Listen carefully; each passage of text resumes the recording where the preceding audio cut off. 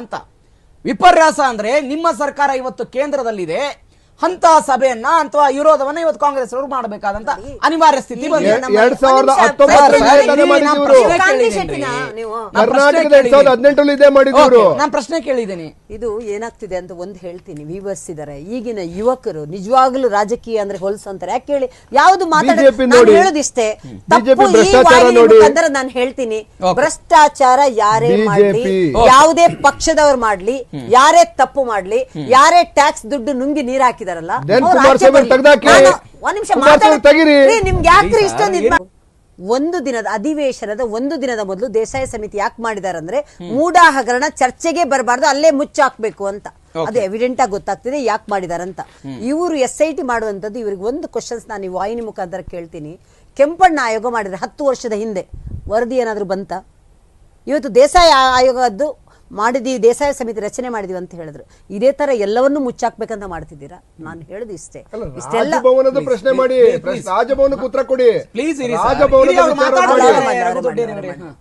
ಕಾಂಗ್ರೆಸ್ ಪಕ್ಷ ಅವರಿಗೆ ಜನರಿಗೆ ತಪ್ಪು ದಾರಿ ಹೋಗೋಕೆ ಇದು ಒಂದು ಎಕ್ಸಾಂಪಲ್ ಹೇಳ್ತೀನಿ ಕೇಳಿ. ಯಾವುದೇ ಕಾರಣಕ್ಕೂ ಅವರು ತನಿಖೆ ಎದುರಿಸಕ್ಕೆ ರೆಡಿ ಇಲ್ಲ, ಯಾವುದೇ ಕಾರಣಕ್ಕೂ ಅವರು ತಪ್ಪನ್ನು ಒಪ್ಪಿಸಕ್ಕೆ ಅವ್ರು ರೆಡಿ ಇಲ್ಲ, ಯಾವುದೇ ಕಾರಣಕ್ಕೂ. ನಾನು ಒಂದೇ ಒಂದು ಕೆಂಪಣ್ಣ ವರದಿ 10 ವರ್ಷ ಆಯ್ತು. ಕೆಂಪಣ್ಣ ವರದಿ ಮಾಡಿ ಯಾವಾಗಾದ್ರೂ ಅದರ ವರದಿ ಆಚೆ ಬಂತ? ಇದೇ ಮಾನ್ಯ ಸಿದ್ದರಾಮಯ್ಯನವರು ಮಾಡಿದ್ದು ವರದಿ ಆಚೆ ಬಂತ? ಅದೇ ತರನೇ ಇವರು 2013ರಲ್ಲಿ ಸಿಟ್ಟಿದ್ದೇ ತಪ್ಪು ಅಂತ ಬಿಂಬಿಸುವಂತ ಈ ಸರ್ಕಾರ ದಂಗೆ ಏಳಿಸುವಂತ ಪರಿಸ್ಥಿತಿ ಬಂದಿದೆ. ಪ್ರಾಸಿಕ್ಯೂಷನ್ಗೆ ಆರ್ಡರ್ ಮಾಡಿದ್ದೆ ಅಂದ್ರೆ ಕಾಂಗ್ರೆಸ್ ಸರ್ಕಾರ ತನಿಖೆಗೆ ವಿರೋಧ ಯಾಕೆ?